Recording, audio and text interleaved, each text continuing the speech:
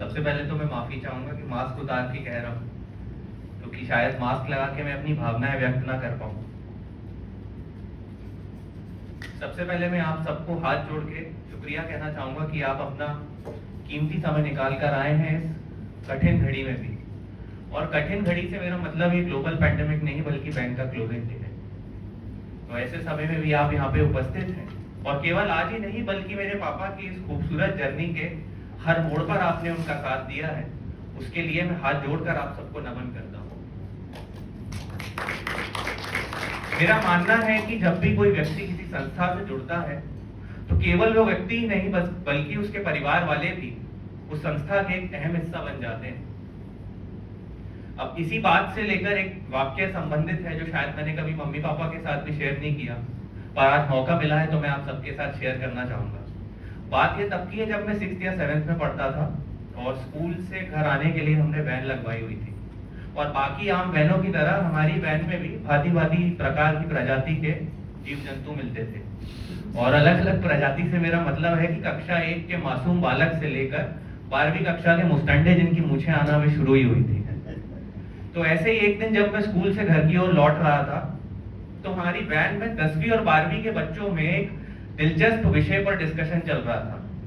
वो विषय था वर्ल्ड्स बेस्ट बैंक। अब मैं भी आम बच्चों की तरह कोने में बैठा हुआ कागज का प्लेन बना रहा, हंसी ठिठोली कर रहा है, गप्पे लड़ा रहा था। पर जैसे ही ये बैंक शब्द मेरे कान में पड़ा, मेरा एंटीना अपने आप उस ओर घूम गया। क्या करे बैंक वालों के बच्चे जो ठहरे।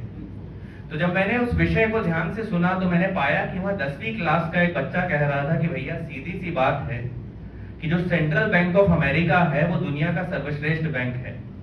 क्यों पूछने पर उसने बतलाया कि सीधी सी बात है कि जो दुनिया का सबसे अमीर देश है, सुपर पावर जिसे हम कहते हैं, जो बैंक उस देश को चलाता है, आखिर वही दुनिया का सबसे सर्वश्रेष्ठ बैंक होगा।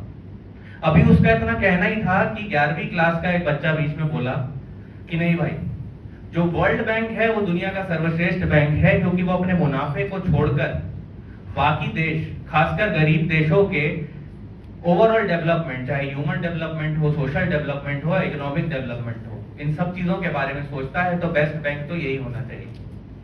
अभी इनका तर्क वितर्क चल ही रहा था कि 12वीं क्लास के एक महापुरुष बीच में कूद पड़े और उन्होंने कहा कि सीधी सी बात है, ना बाप बड़ा ना भैया, सबसे बड़ा रुपया।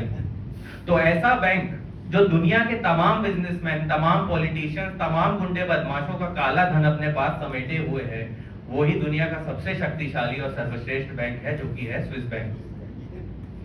अभी उनकी बात से बाकी बच्चे सहमत होते हुए दिख ही रहे थे कि इन 3 मुस्टंडों के बीच में छोटा सा बालक कूद पड़ा और मैंने कह दिया कि भैया आप लोग गलत हैं। दुनिया का बेस्ट बैंक तो बैंक ऑफ इंडिया है। मेरा इतना कहना था कि वो मेरे ऊपर चढ़ गए। एक जन कहता कि भाई यहाँ पर ऐसे बैंक की बात हो रही है जो दुनिया की सुपर पावर को चलाता है, एक ऐसे बैंक की बात हो रही है जो केवल जनहित के बारे में सोचता है, और एक ऐसी बैंक की बात हो रही है जो दुनिया की आधी संपत्ति अपने आप में समेटे हुए बैठा है। उस बीच में ये नन्हा सा बैंक ऑफ इंडिया क्या कर रहा है? आखिर ऐसा है क्या बैंक ऑफ इंडिया के पास? तो मैंने भी बड़ी ताव में आकर अपनी छाती चौड़ी कर उनकी आंखों में आंखें डाल के कह दिया कि बैंक ऑफ इंडिया के पास मेरे पापा है। मेरी ये बात सुनकर वो थोड़ी देर के लिए चुप हो गए, और उनकी इसी चुप्पी को देख कॉन्फिडेंस के पर्वत पर मैं भी जरा ऊपर चढ़ पड़ा और कह दिया कि बैंक ऑफ इंडिया तो मेरे पापा का ही। बस मेरा इतना कहना था कि वो लोग मेरा मखौल उड़ाने लगे और कहने लगे कि भाई बैंक ऑफ इंडिया तेरे पापा का नहीं है, वो केवल एक वहां के मामूली से मुलाजिम है जो उस बैंक के लिए काम करते हैं। उनकी ये बात मुझे उस दिन काफी चुभी। मैं काफी समय तक दुखी भी रहा, पर जैसे जैसे समय बदला, मैं बड़ा हुआ, दुनियादारी की समझ आने लगी, और खासकर जब मैंने पापा को इस बैंक के लिए काम करते हुए देखा, बैंक के प्रति उनकी निष्ठा, ईमानदारी, मेहनत, लगन और संपूर्ण समर्पण को देखा, तो मुझे यकीन हो गया कि नहीं, पापा बैंक के लिए काम नहीं करते, बैंक ऑफ इंडिया तो पापा का ही है। और ये बात मैं आज तक उनसे शेयर नहीं कर पाया, और खाली ये बात नहीं, ऐसी काफी मेरी फीलिंग्स और भावनाएं हैं जो मैं पापा को बता नहीं पाया, और इसमें मेरी गलती भी नहीं है। एक बाप बेटे का रिश्ता होता ही ऐसा है, जो कि एक माँ बेटे के रिश्ते से काफी अलग होता है। एक माँ बेटे के रिश्ते में एक पारदर्शिता होती है, जो आपके मन में होता है वो आपके जुबान पर होता है, जो कि एक बाप बेटे के रिश्ते में देखने को नहीं मिलता। आखिर फिजिक्स के भी नियम कहते हैं कि दो समानांतर चीजें जिनकी पोलैरिटी सेम होती है वो कभी भी एक दूसरे की ओर आकर्षित नहीं होती, बल्कि रिपेल ही करती हैं। शायद इसलिए ही एक बाप और बेटे के बीच में एक अनकही अनसुनी अनदेखी दीवार हमेशा बनी रहती है, जिसके चलते वो अपनी भावनाएं खुलकर कभी व्यक्त नहीं कर पाते।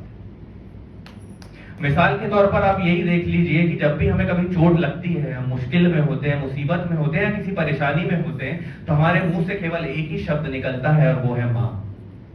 पर उस वक्त हम ये महत्वपूर्ण बात भूल जाते हैं कि कोई भी चोट, कोई भी दुख, कोई भी तकलीफ कभी भी इतने बड़े नहीं हो पाते कि हमें झुका सके, हमें डरा सके या हमें हरा सके, क्योंकि उसे भी पता होता है कि उससे लड़ने के लिए, उससे भिड़ने के लिए हमारे पीछे हमारा बाप खड़ा है।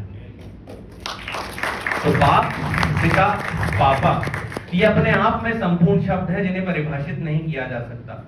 फिर भी मेरी तरफ से एक छोटी सी कोशिश है ये मायने बताने की कि आखिर पापा किसे कहते हैं। कि लाखों की भीड़ में मैं खो ना जाऊं कहीं, इन लाखों की भीड़ में मैं खो ना जाऊं कहीं, तो अपने कंधे पर बैठा मुझे जो दुनिया का मेला दिखाता है उसे पापा कहते हैं। अपने मुन्ना को वो केवल चलना नहीं उड़ना भी सिखाता है, अपने मुन्ना को वो केवल चलना नहीं उड़ना भी सिखाता है, और गिरने से अब मैं डरता नहीं, क्योंकि अपने कंधे पर लाद मुझे जो हर दौड़ पूरी कर जाता है उसे पापा कहते हैं। मेरी हर बात बिन बोले समझ जाता है, मेरी हर फरमाइश पूरी करता है, मेरे आंसू अभी मेरे गाल तक पहुंचे भी नहीं और मेरा मनपसंद खिलौना ले आता है। उसके खुद के सपने तो अभी अधूरे हैं, फिर भी मेरे सपने बुनता है। जो खुद रंग का जीवन जीकर मुझे राजकुमार बनाता है उसे पापा कहते हैं। और धूप में मेरे पांव अब जलते नहीं, धूप में मेरे पांव अब जलते नहीं, वो घने वृक्ष की छांव बन जाता है। संघर्ष की लहरें मुझे डुबा नहीं सकती, क्योंकि मेरी तारणी बन वो मुझे सागर पार कराता है। और कोई पर्वत मुझे क्या रोकेगा, कोई पर्वत मुझे क्या रोकेगा, अब मेरे लिए तो वो स्वयं हनुमान बन जाता है। मेरी हर चुनौती को जो चुनौती देता है उसे पापा कहते हैं, उसे पापा। धन्यवाद।